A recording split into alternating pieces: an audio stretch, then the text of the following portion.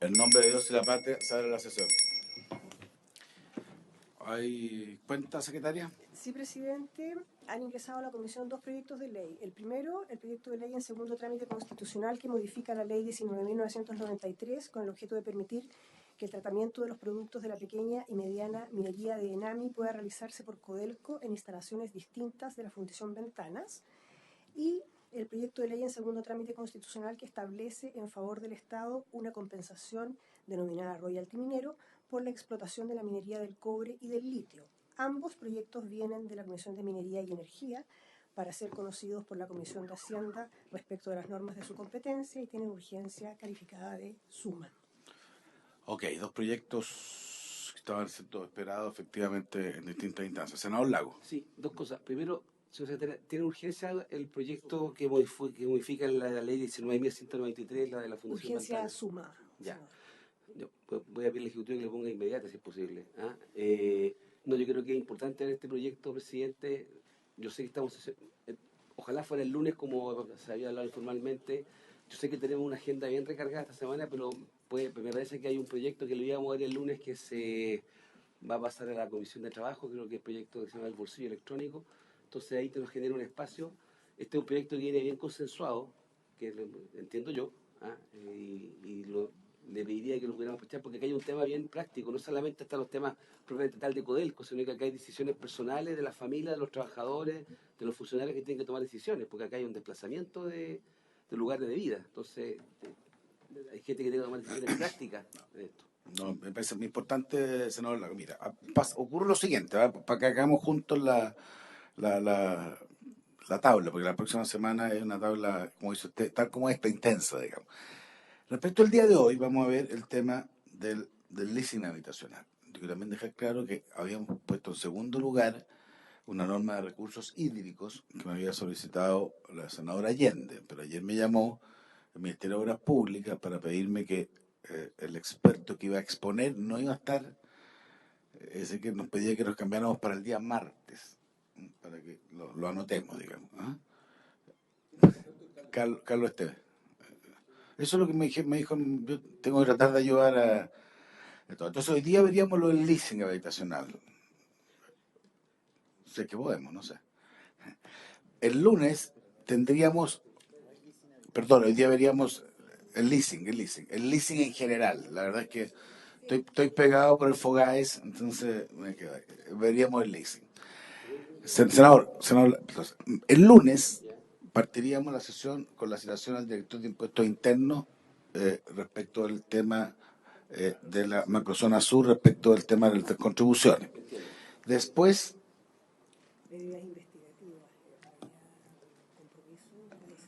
hay un compromiso con la Comisión de Seguridad de ver, porque hay algunas cosas que no son muchas, son pocas, de medidas, en medidas investigativas, en el caso del crimen organizado.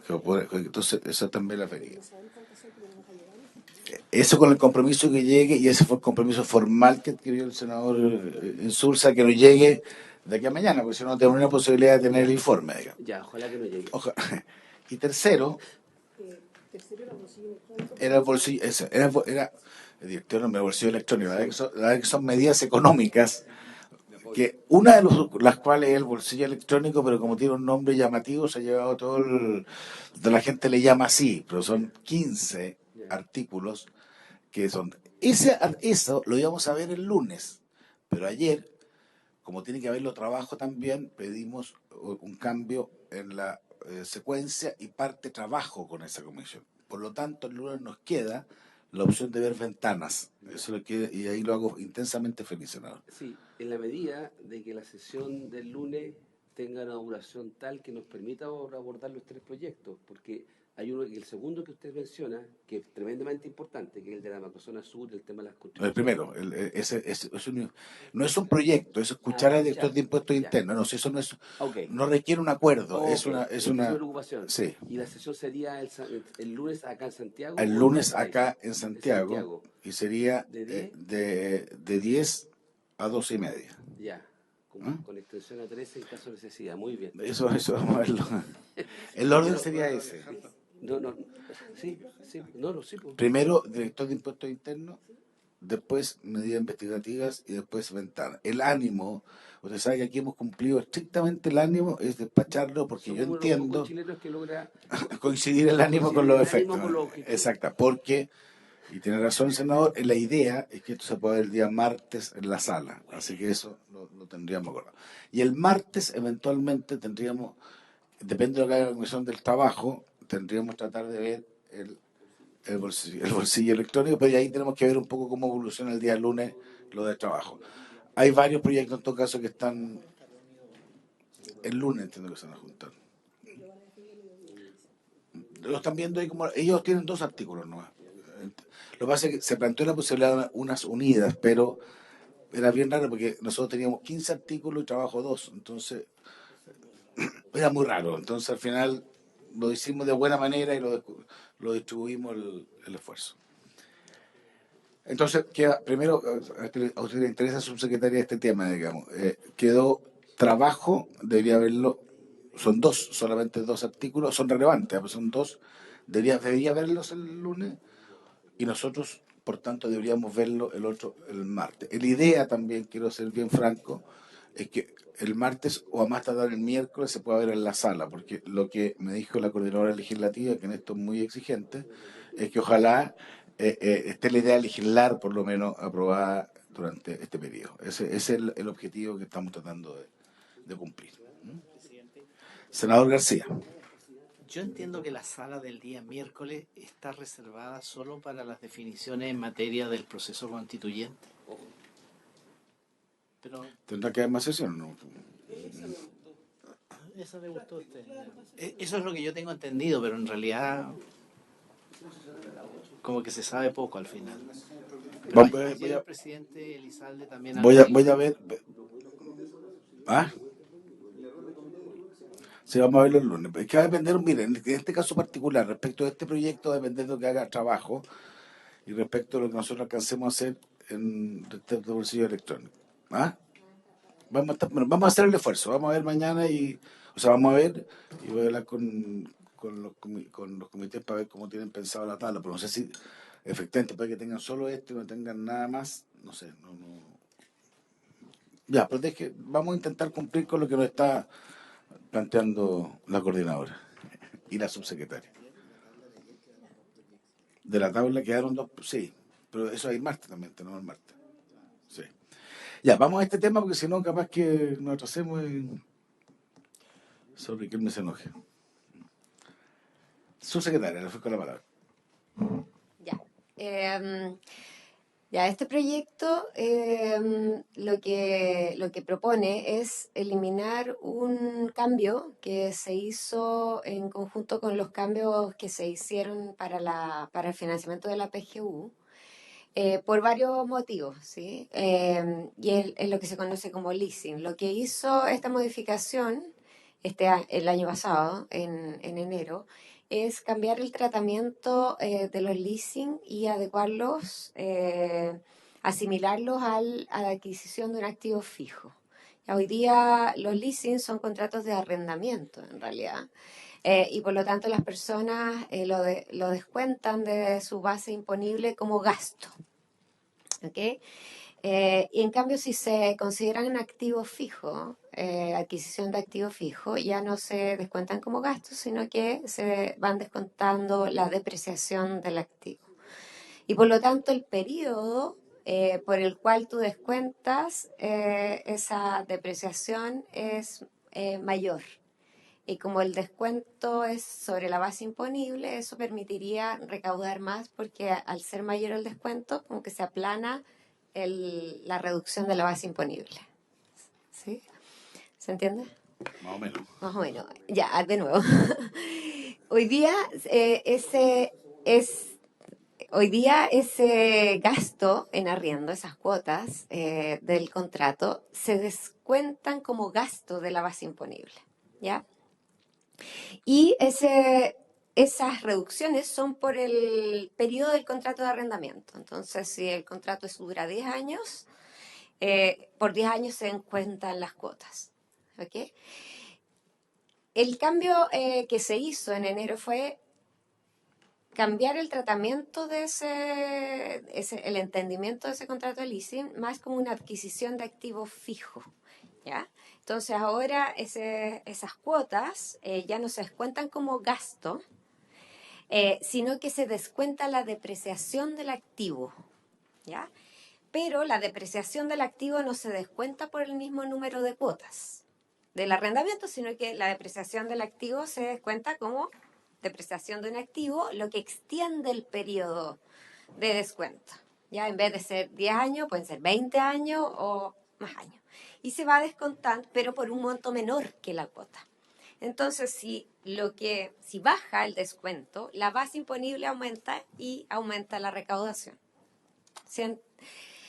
Pero, exactamente, ya, y se pagan más impuestos. Sin embargo, si uno lo mira en el tiempo y suma, al final es lo mismo, es un traslado temporal de un descuento, ¿sí?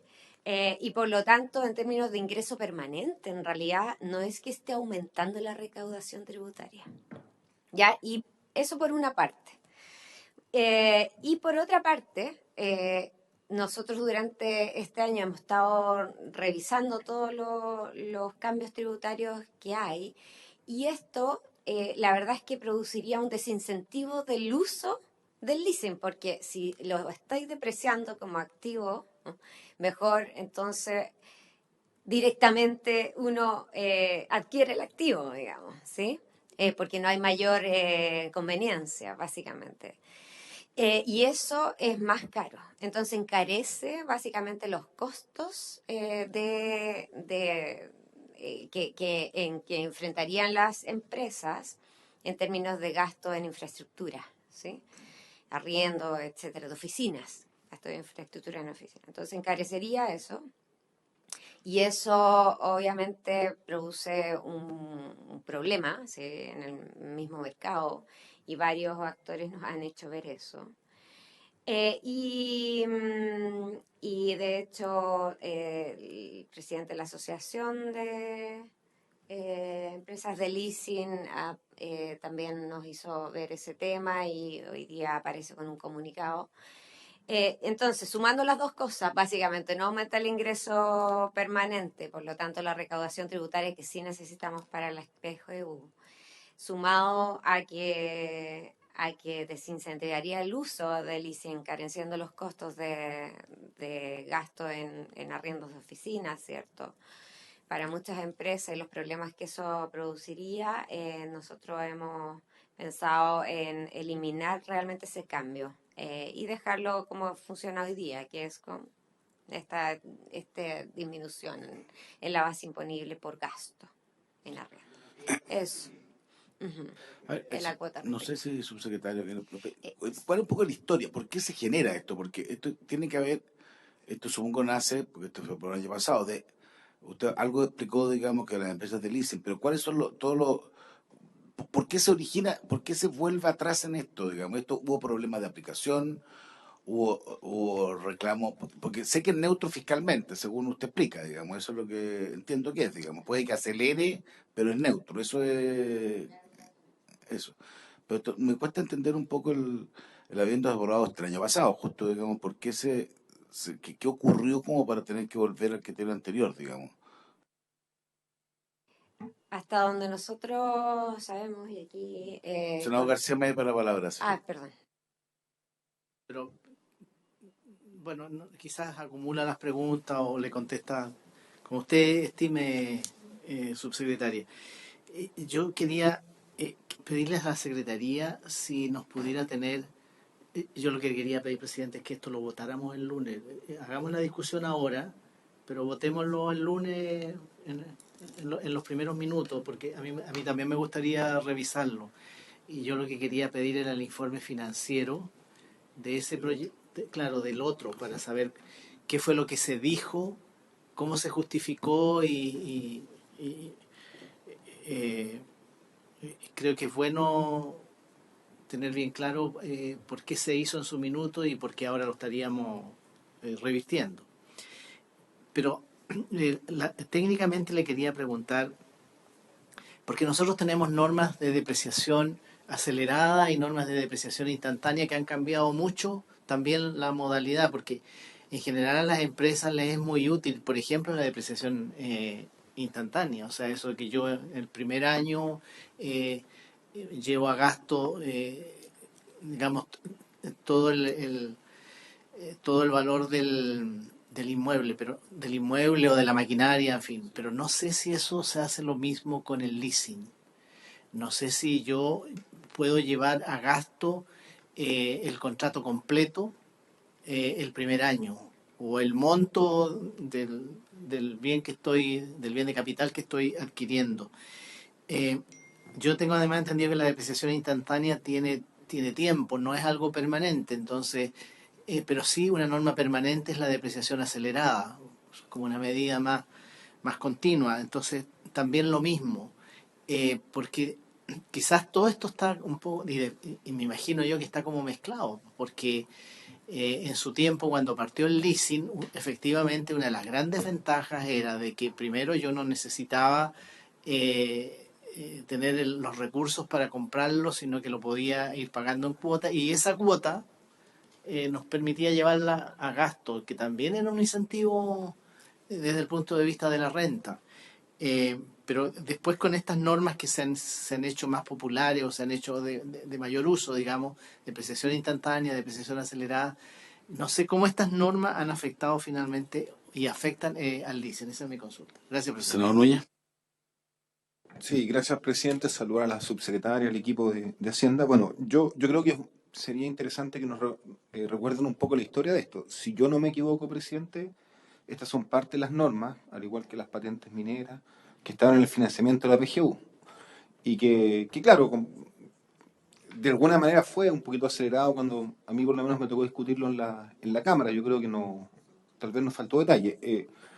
A mí no me gusta mucho esto que nosotros obremos una cosa y al año siguiente la estemos revirtiendo, pero si los argumentos lo indican, por favor, o sea, hay que hacerlo. Pero me genera cierta duda el comprender bien por qué se aprobó, qué contexto tenía. Ahora, lo que sí hay que tener presente son a lo menos dos cosas. Primero, el leasing lo ocupan mucho las pymes, o sea, que no tiene la capacidad de acceder al crédito hipotecario, de comprar directamente ciertos bienes, sobre todo inmuebles, obviamente tiene que recurrir a este mecanismo y estamos a puertas de un ajuste en la economía que golpea más fuerte a las pymes. Entonces, puede ser relevante desde el punto de vista de los instrumentos que estén disponibles. Y lo segundo, que en el diario financiero de hoy día aparece el pronunciamiento del gerente general de la Asociación de Leasing, planteando que justamente ellos creen que es muy importante esto y dicen de que habrían tenido mesas de trabajo con Hacienda, no sé, Economía, parece que hubo un proceso en conjunto con las industrias del sector. Entonces, yo no me cierro la posibilidad me gustaría votarlo hoy día, porque entiendo que el lunes va a tener una tabla bien compleja, pero bueno, si se necesita, extendamos la sesión del lunes para no tener problemas. Yo entiendo la inquietud del senador García Ruminó cuando dice quiero ver el informe financiero, porque claro, al final cuando lo aprobamos esto, lo aprobamos porque eran medidas de financiamiento. Entonces, eran efectivamente de financiamiento circunstancial, si a largo plazo es, digamos, CNTA, como se dice, quiere decir que era un financiamiento más bien circunstancial, pero no que a la larga, digamos, no iba a tener un ingreso permanente. Y eso me llama la atención, porque quiere decir que no era la lógica había porque las pensiones el gasto es permanente. Entonces ahí hay cierto ruido que me hace, digamos, en la lógica. Yo creo que sería bueno que eso quedara bien despejado. Pero yo entiendo que todas estas cosas, presidente, cobran mayor importancia por la coyuntura económica. Entonces me parece súper relevante que efectivamente demos instrumentos. Y yo lo que entiendo es que es más efectivo y el mecanismo anterior que existía al respecto. Eso, presidente. Gracias, senador. No sé si subsecretaria ahora o digo, subsecretaria. Sí, a ver, respecto a la pregunta de la historia, hasta donde nosotros sabemos, y aquí el coordinador tributario en ese momento eh, participó desde otra área, ¿cierto?, en la discusión y conoce bien la historia, entendemos que no es... se estimó que recaudaba aproximadamente 0,1% del PIB, eso según el informe financiero que nosotros tenemos acá, a mano. Y en el fondo había un apuro realmente en enero del año pasado por tener instrumentos que recaudaran básicamente para aprobar la PGU. Sin embargo, la verdad es que durante este año han surgido hartas como temas, básicamente, que hemos tenido que ver, incluso aquí con ustedes mismos, ciertas correcciones, adecuaciones, ciertos ajustes que hemos tenido que hacer.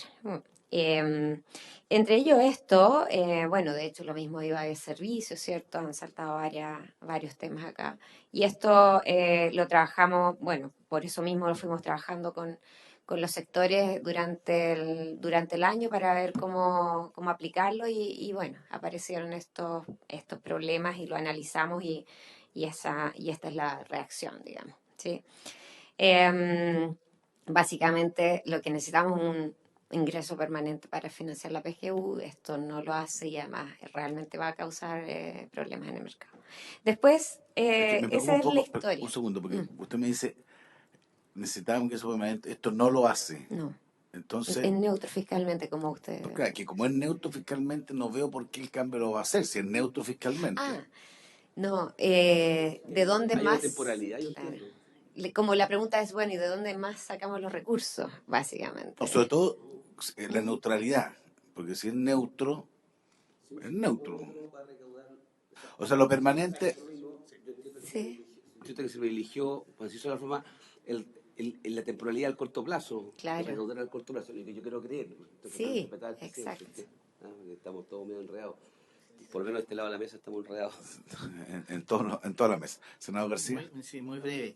El informe financiero del proyecto que ya tiene un año, justo un año, digamos, el de las exenciones, eliminación de exenciones, así se conoció, para financiar la PGU, y que además respondía a todo un estudio en el que yo entiendo que participaron organismos internacionales. O sea, tampoco fue una cosa así como improvisada, o en fin, pero efectivamente ese informe lo que dice es que sería una recaudación a partir del año 2027, en régimen de 19.500 millones de pesos, 0,01 del PIB, tal como lo dijo la subsecretaria. O sea, es cierto que desde el año 2023, sí, 0,01 del PIB. Sí, pues sí, 0,01 del PIB, si son solo 20.000 millones de pesos. Sí, Son 30 millones de dólares. sí, eso dice el informe. ¿Sí? ¿Ah? Eh, eh, pero claro, yo entiendo que esto sería un mayor ingreso permanente a partir del año 2027. Sí, yo estoy de acuerdo de que es, eh, digamos, comparado con la necesidad de financiamiento de la PGU, es un aporte bastante menor, pero es un aporte permanente. Pero yo comparto también que en este momento lo que más nos debiera preocupar es el efecto sobre la inversión.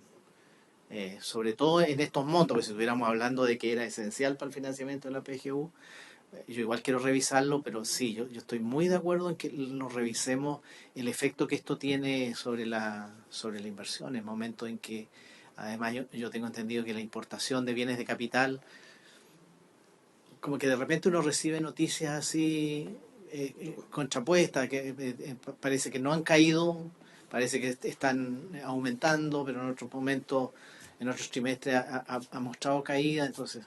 Pero yo creo que sí, si hay algo que tenemos que cuidar hoy día es la inversión.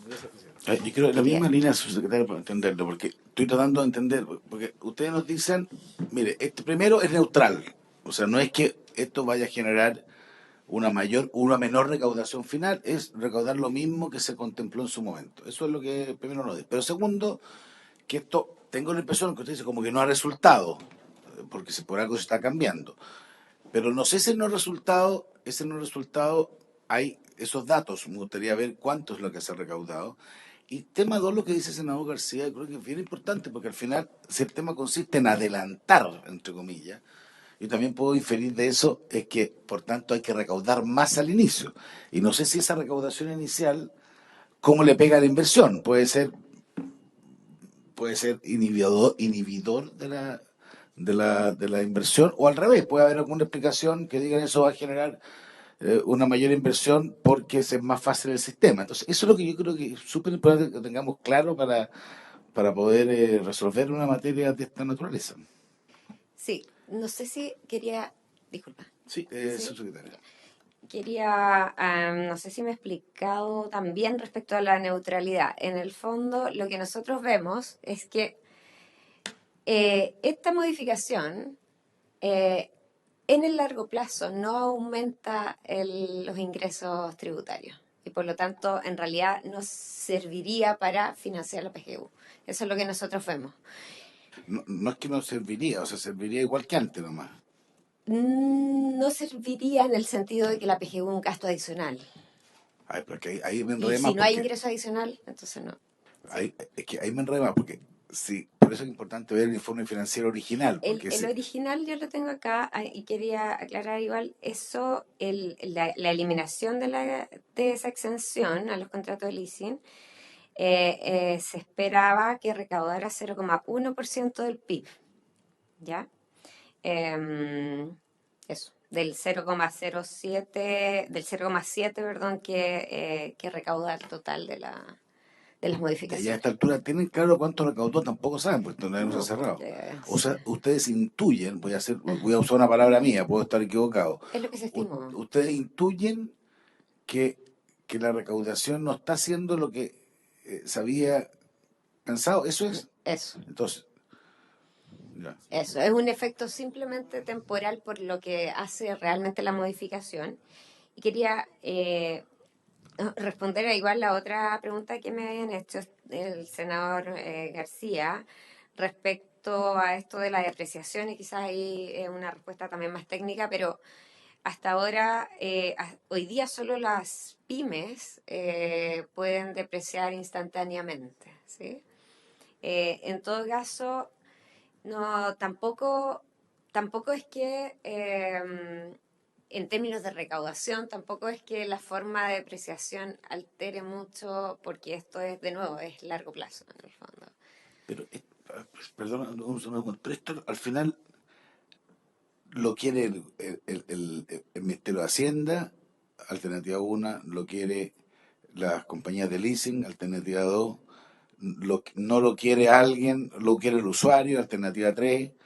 Eso es lo que yo me confundo un poco, senador Núñez. Sí, yo creo, presidente, que claro, sería bueno tal vez que nos aclaren un poco más el diagnóstico primero que hay. Yo lo que entiendo, presidente, que hay un diagnóstico respecto a esta medida, tomada, digamos, hace un año atrás, que es además compartido por la industria del leasing y por actores del mundo económico. Y yo entiendo el diagnóstico, y aquí me corrige, por favor, el gobierno tiene que ver con dos cosas. Primero, con que este mecanismo nuevo produce un desincentivo en el uso del leasing. Es decir, ya que es más caro, habrían pequeñas y medianas empresas que ya no les es tan atractivo recurrir al mecanismo o no tienen la capacidad de usarlo y por consiguiente habría un menor uso. Yo entiendo que eso es uno de los aspectos clave extremadamente relevantes. ¿Y por qué hay un desincentivo? Porque era más, pagaban menos impuestos y les producía menor gasto al descontar toda la cuota del leasing o el leasing completo de su base imponible. Yo creo que eso es súper claro y súper nítido. Eso estuvo, me acuerdo en la reforma tributaria del ex ministro de Hacienda Felipe Larraín, nos tomamos muchas sesiones de la Comisión de Hacienda de la Cámara discutiendo ese tema, que se podía o no descontar de la base imponible y era extremadamente relevante. Entonces yo entiendo que hay un problema concreto y eso tiene impacto en la marcha económica de las empresas, porque este mecanismo es un mecanismo que se ha extendido mucho porque obviamente no todos tienen el capital para hacer la inversión directa o recurrir al crédito hipotecario. Entonces, a mí me parece que ese es un problema clave, presidente, el efecto de desincentivo. Entiendo que eso es compartido por la industria. Y lo segundo, que es donde yo me enredo un poquito más, es con el tema de la recaudación. Y lo que yo interpreto cuando la subsecretaria nos dice que hay una recaudación neutra es en la medida actual que se implementó. Es decir, que así como habrían ingresos, en un mediano plazo esos ingresos no estarían reportándose y por lo tanto el objetivo cuando se votó y se aprobó no se estaría cumpliendo de que a largo plazo tengamos una recaudación permanente del 1% del PIB. Eso entiendo por recaudación neutra, que claro, no está en el informe financiero, sería mejor verlo en un informe financiero. Y otra cosa es, y ahí yo no lo sé, cuál es el impacto que tiene esta medida, desde el punto de vista de si aprobamos lo que el gobierno propone, se dejarían de recaudar recursos hoy día, pero que entiendo que mañana no tendría esa pérdida de recaudación. Me gustaría que, si mi interpretación es la correcta, me explicaran eso. Eso, presidente. Gracias, senador, subsecretario. Perdón, senador García, después subsecretario. presidente. Yo sí, quizás agregar antecedentes, porque estamos como hablando de lo mismo y también con, hasta donde yo veo, son cifras distintas. A ver, primero quería decir que cómo se justificó en el informe financiero del año pasado el proyecto que buscaba eliminar exenciones tributarias, esta medida. Yo creo que básicamente, y esto ya es una interpretación mía desde el punto del Servicio de Impuestos Internos, porque lo que ellos decían era de que se genera un tratamiento distinto desde el punto de vista financiero como desde el punto de vista eh, económico, tributario, y que había que hacer ajustes contables, y yo creo que eso desde el punto de vista de las declaraciones de impuestos, bueno, desde el punto de vista de los contadores, de las declaraciones de impuestos, se me ocurre a mí que significaba eh, significaba no solo más trabajo, sino que probablemente, y de algo que a lo mejor no estaba rindiendo mucho tampoco. Porque la medida se justifica en base a eso, digamos, la diferencia que se producía financieramente y tributariamente, y que era necesario tener un criterio común. Ahora, respecto de la recaudación, se me borró todo, subsecretario, presidente, pero a ver, pero es, lo que pasa es que efectivamente Alguien metió mano ahí. hay dos cálculos. Usted Hay tenía uno que problemas con dice, WhatsApp hace rato. el cuadrito que yo le señalé, que dice que es a partir del año 2027 y que sería una recaudación, un aumento de recaudación del orden de los 20.000 millones de pesos, y que eso es el 0,01. Pero más abajo hay otra estimación, dice, efecto de la medida del leasing financiero en el presupuesto fiscal. Y ahí habla de una mayor recaudación de 266.000 millones de pesos. ¿Mayor en el global o mayor adelantado? Entonces, de verdad que ahí yo creo que por eso que sería importante que pudiéramos aclarar esa... Desgraciadamente, además, no sé, por Se borró. sí, por alguna razón... El subsecretario, usted Pedro. Por alguna razón lo perdí, pero aquí lo recuperé, presidente. No sé. Sí. Sí, aquí el coordinador tributario quería aclarar algo sobre la historia de este informe financiero. Sí, gracias, presidente. Voy a tratar de explicar, digamos, primero por qué el cambio, digamos. Atendía la inquietud del presidente de si esto es neutral, en nuestra opinión, fiscalmente, cuál es la justificación del cambio. La justificación del cambio es que tributariamente es neutral, pero genera efectos comerciales y financieros muy adversos. Por lo tanto, ahí hay una razón del por qué retroceder. ¿Y por qué? Porque, como bien planteaba el senador Núñez, hay un efecto en hacer menos atractivo el uso del leasing, fundamentalmente por contribuyentes de régimen general, a los cuales ya, la verdad es que entre adquirir el activo fijo directamente o adquirirlo vía leasing, le empieza a ser indistinto desde el punto de vista tributario. Pero adicionalmente estos cambios no solo afectan al arrendatario, también afecta al arrendador. Y para las empresas proveedoras de leasing, el negocio cambia sustancialmente según la norma anterior y según la norma que se propuso hace un año atrás. Cambia la forma en cómo tienen que reconocer sus ingresos y cambia la forma en cómo reconocen el gasto. Pierden, por ejemplo, ¿qué es lo relevante? Pierden el derecho a poder ellos depreciar el bien, porque la depreciación, con la modificación, las empresas de leasing actualmente, para que se entienda, porque aquí hay un juego de depreciación y gasto. Actualmente, ley anterior a PGU, para que se entienda, la empresa de leasing deprecia el bien. Ellos llevan vía gasto, ocupan la depreciación, y el arrendatario lleva gasto las cuotas de leasing. ¿Sí? El cambio que se propone es que se traslada que se propuso, bien, senador, gracias por la precisión, es trasladar el efecto de la depreciación, y eso no se estimó bien en el informe financiero. Porque en definitiva no es que nadie vaya a depreciar, la depreciación pasa desde el arrendador al arrendatario. Por lo tanto, el efecto de depreciación, y ahí es donde va la neutralidad de lo que plantea la subsecretaria, y por eso nuestros estudios es que el efecto en recaudación no es el que está indicado en el informe financiero.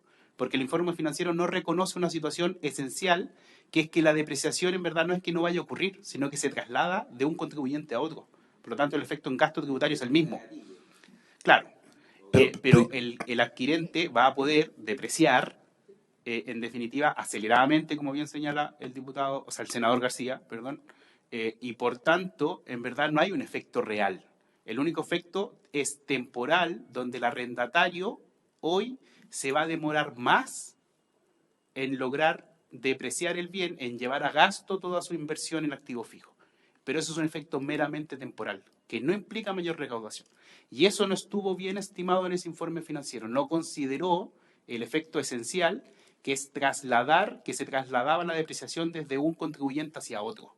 Y ahí hay un elemento distorsionador, digamos, que permite que esa estimación esté profundamente, en nuestra opinión, sobreestimada. Ahora, Eso parte lo vamos a tener que ver el lunes, digamos. Y lo último, solo, presidente, que es relevante y que es lo que nos plantearon los proveedores, digamos, del servicio de leasing. Como ellos ya no pueden depreciar y reconocen como ingreso solo el interés que está implícito en los contratos de leasing, eso implica que sus condiciones crediticias tienen que subir al alza.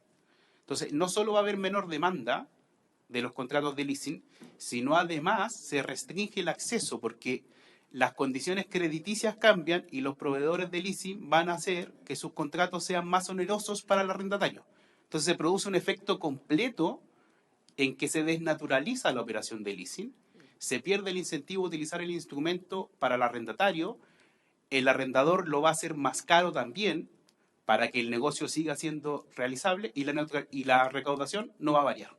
Entonces, no hay ningún incentivo real para desnaturalizar un contrato, porque eso es lo que se está haciendo tributariamente, se desnaturaliza el leasing, cuando el efecto en recaudación es fundamentalmente nulo. Esa es la explicación y la diferencia con el informe financiero. Déjeme traducirlo en mi lenguaje, digamos. O sea, lo que usted está diciendo en el fondo, o, digamos, el análisis, ¿no?, que usted está diciendo, lo que usted está diciendo en el fondo es que tal como la modificación final no le sirvió a nadie. Correcto. Eso es lo que estoy tratando de entender. El efecto de aquello es que se hacen menos leasing. Y más caros. Es que eso, esa es la tercera. Ay. ¿No es cierto? Tercero es que el que se hace más caro. Así es. Y que como resultado de todo ese conjunto de cosas, la recaudación esperada no se está logrando. No porque alguien esté beneficiándose, sino que el instrumento se está debilitando. ¿Entiendo bien o no? O sea, no, como análisis, digamos. Además de que se está debilitando el instrumento, lo que tiene un impacto directo en la recaudación, Sí, adicionalmente a eso, el efecto, el estimado en la recaudación, en el informe financiero que acompañó esta ley, no consideraba un elemento esencial, que era que la depreciación en verdad se traslada, no se pierde. Sí. Porque en lo que leyó el senador García es correcto. Se estimó señalando que ya el tratamiento tributario era el según regla financiera, es decir, que el arrendador no deprecia. Entonces, claro, el arrendador va a pagar más impuestos, pero no considera que por el otro lado lo que va a ocurrir es que el arrendatario sí va a estar depreciando. Entonces yo solo cambio el contribuyente que deprecia, pero no muevo el gasto tributario. Y ese concepto, ese segundo concepto, no lo analizó ese informe financiero, que era esencial para mostrar que, en definitiva, el efecto es meramente temporal en la recaudación. Y no hay recaudación efectiva mayor. Solo como complemento, pero lo que dijo el presidente es correcto. Mire, yo propongo lo siguiente, que tenemos que meterle un poquito más de cabeza, por lo menos para revisar, porque además está sujeto a un tema de un informe de la DIPRE que para nosotros siempre son como sacrosantos, entonces que después nos digan que se equivocan y para esta comisión tenemos que revisar. En los antecedentes del mensaje, ustedes son un poquito escuetos de este proyecto que estamos viendo ahora. Nos dicen que han recibido un montón de presentaciones que demostrarían esto, pero no envían las presentaciones. Entonces yo le pediría que envíen las presentaciones que reflejarían lo que ustedes nos están explicando. Eso como va a partir viendo. Entonces, lo que yo propongo, porque yo creo que tenemos más o menos claro el tema, tenemos que ahora reflexionar. Lo que yo propongo es que la sesión del día lunes, ampliarla de 10 a 1, porque no quiero tener... Partimos por el lector de impuestos internos, la medida investigativa, eso no debería ser largo, ventanas y cerca de lo hacemos hasta la 1, y calculando que tipo 12 veamos lo del leasing vamos a invitar al presidente de los, ¿cómo se llama el presidente de los leasingueros? No, no. Y si a alguien se nos ocurre, si alguien más quiere, yo voy a averiguar con la gente también de dirección de presupuestos, si ellos comparten el análisis de que hubo una evaluación equivocada, pero la idea es resolverlo en la sesión del día lunes, para que ustedes tengan tranquilidad. Chel. Chel. Perfecto. Ya, entonces operemos de esa manera. Si tenemos ya un análisis claro, lo que tenemos que revisar bien es primero lo que ustedes plantean respecto de que eso no se consideró equivocadamente en el informe financiero un efecto que no se calculó otro y por tanto para que me entendan, es que a mí es importante el punto, o sea, fue incompleto y al final lo que está, porque para mí, usted sabe que en materia de impuestos yo tengo, entonces aquí no es que estén aumentando los impuestos por esta vía, sino que se está tratando de hacer es que el instrumento genere la actividad suficiente como para que los impuestos que de ahí se podrían entender sean los que están considerados como efecto permanente recaudatorio en la PGU. Eso es más o menos, ¿no? Eso. Pero que me pone una cara de duda donde sobre Sí, Riquelme que es me más bien deja... sí, no sé si quería responder lo mismo, pero yo hablaría de incompleto más que errado. Sí, Y porque la DIPRES va a venir acá a cagar más. porque en el fondo hay este efecto contable que recalcaba el coordinador respecto a quien está realmente beneficiándose de la depreciación, básicamente. Vamos a revisar que nuestro experto en contabilidad, el senador García, que es contador, pueda hacer una revisión profusa de esto. Presidente, a ver, primero yo quiero reconocer un error.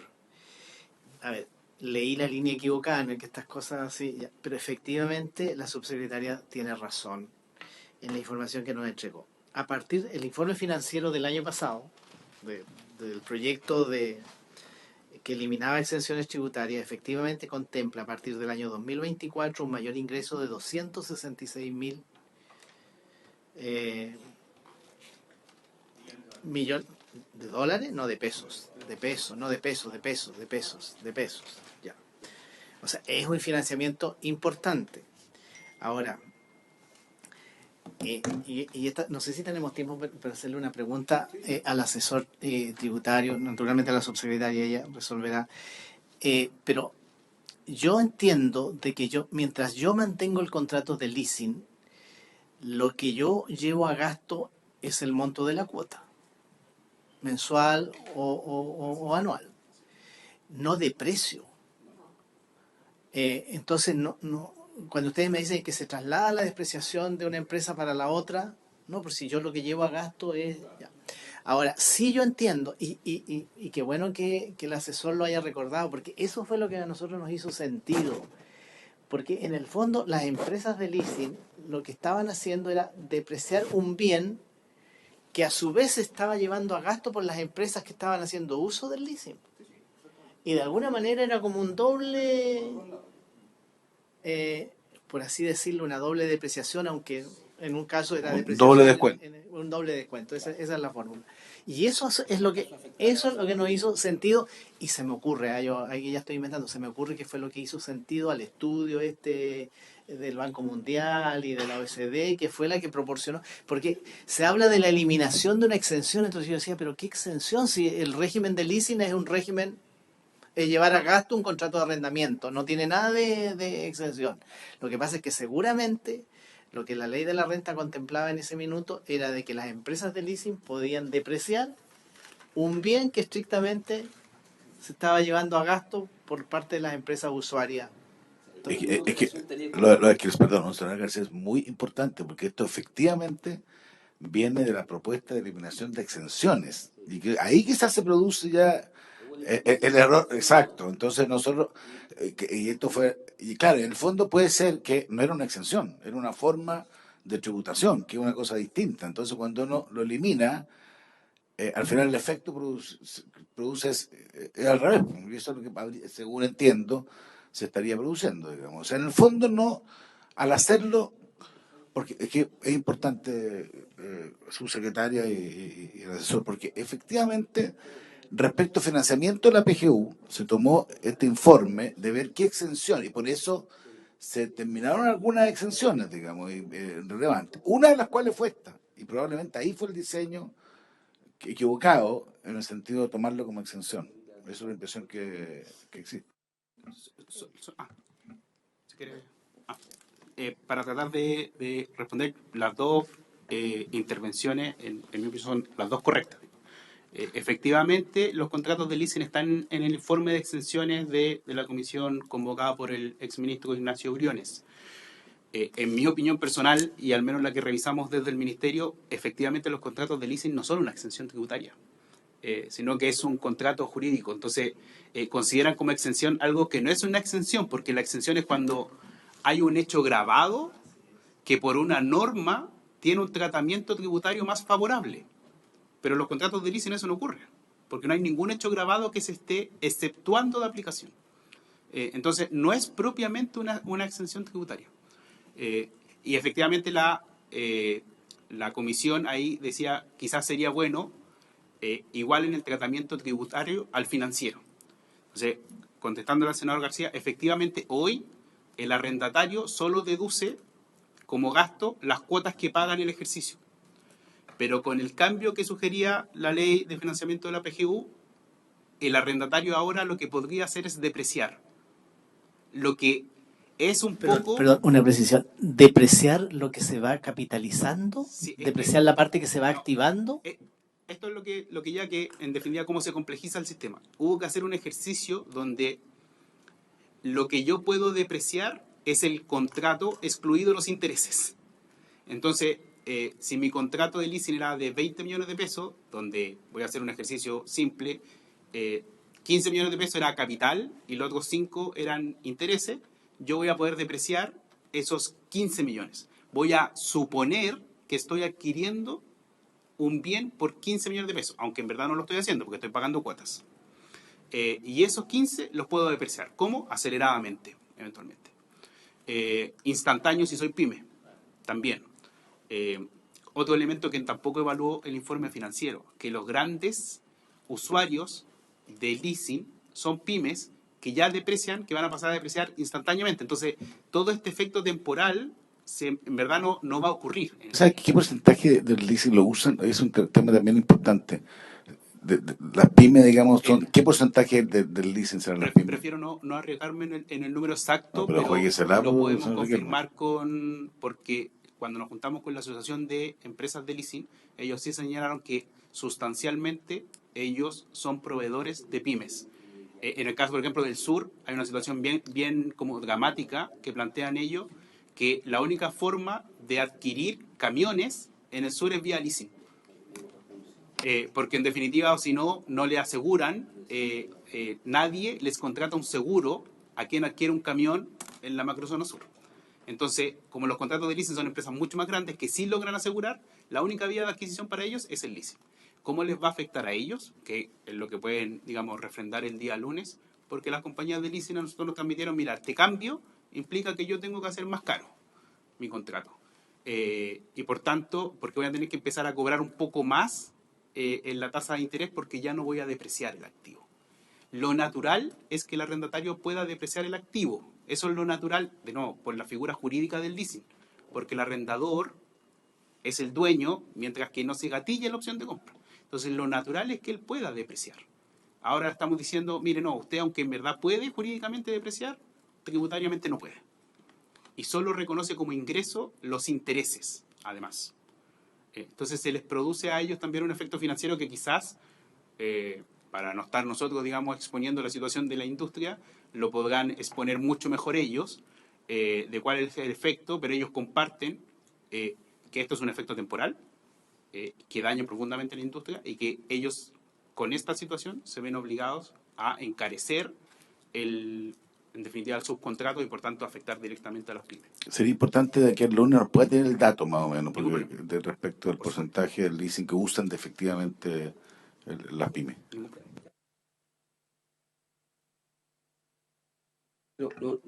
Solamente le doy vueltas conceptualmente a este tema por algo que le escuché así de refilón al senador García. O sea, no le estoy echando el golpe a usted, senador, pero que lo voy a decir yo. Es que la pregunta es si, está bien, no es una exención propiamente tal la depreciación que hacen las empresas de leasing. Estoy de acuerdo con su definición. La pregunta es si cabe esa depreciación en ese tipo de giros. ¿Sí? O sea, me pongo a pensar. Eso es clave, encuentro yo. No, bueno, sí, yo sé, por eso que dije que lo veo como titubeando. ¿Eh? Claro, estoy de acuerdo que no es una exención. ¿No? Como se entiende con esa exención, que es un hecho grabado, el cual se le da un tratamiento favorable o derechamente usted lo libera del pago de impuestos. La pregunta es si el concepto de depreciación, dado en que consiste la industria del leasing, es como si cabe la depreciación. Eso es una pregunta conceptual. No quiero generar un problema adicional, porque entonces ya si me responde que no cabe, ya tenemos otro problema, pero me entra como conceptualmente la duda. Conceptualmente sí cabe la depreciación, porque en definitiva el arrendador es dueño de un activo fijo que está sometido a un arrendamiento. Por lo tanto, no hay una razón del por qué él no debiese, en definitiva, poder depreciar ese bien. Porque si no, uno tendría que empezar a hacer otras distinciones que solo nos enredarían más. Es decir, puedo depreciar, pero ¿qué pasa? O no deprecio, pero ¿qué pasa si la opción de compra no se gatilla? Que es algo que puede llegar a ocurrir. Consulta muy breve. ¿Cómo, Conceptualmente está bien. qué tratamiento le dan a otros países? En la mayoría, ¿Le permiten depreciar? Sí, en la mayoría de los países porque esa es la lógica del contrato de leasing. En definitiva, el leasing no es otra cosa que un contrato de arriendo. Entonces, tributariamente, en los países lo que se reconoce es que para ambas partes es un contrato de arriendo. Y por lo tanto, por un lado, ¿se produce un doble efecto, digamos, que por un lado es gasto y por el otro lado hay depreciación? Sí, pero es por la naturaleza jurídica del contrato. Entonces, aquí no hay una exención, no hay una estructuración, no hay planificación tributaria.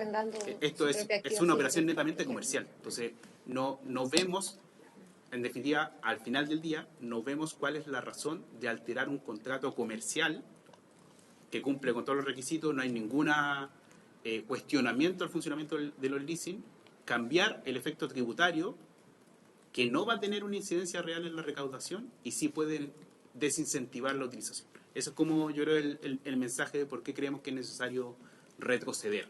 No hay nada del estudio que hizo el Ministerio de Hacienda que vea que aquí hay un efecto positivo, sino todo lo contrario. No hay efecto positivo en recaudación, pero sí hay un efecto negativo en la inversión. Ya, me queda claro. Mira, hagamos una cosa. Dejémoslo entonces el próximo lunes. Le pedimos esos datos o sea, tanto las presentaciones que dieron origen, como los datos de cómo es el uso del leasing hoy día.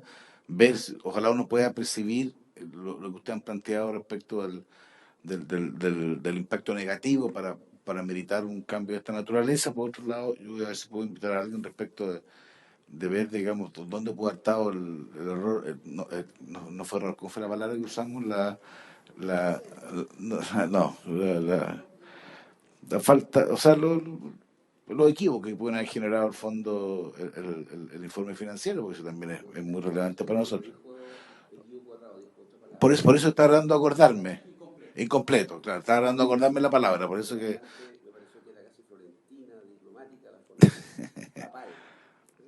Sí, es verdad, para los que no están, fue Florentino, sí, es correcto. Ya, bueno, ahora, perdón, ahora se entiende mejor, porque yo al principio la verdad es que me costaba entenderlo, digamos, a todos nos costó entenderlo cuál era la naturaleza del cambio, sobre todo a raíz de algo que fue bien importante, no sé si tan importante, digamos, desde un punto de vista económico, pero fue parte del debate, ha sido parte de dos debates, del leasing como excepción y del leasing como causa de recaudación. Entonces, aquí es donde, por eso que para nosotros es importante profundizar bien este tema. Entonces, calcule, subsecretario, para no hacerle perder mucho tiempo, y hacer como tipo 12 más o menos, conforme al resto de la tabla, vamos a abordar este tema. ¿Ok? Por haberse cumplido con el objeto de la sesión, se levanta.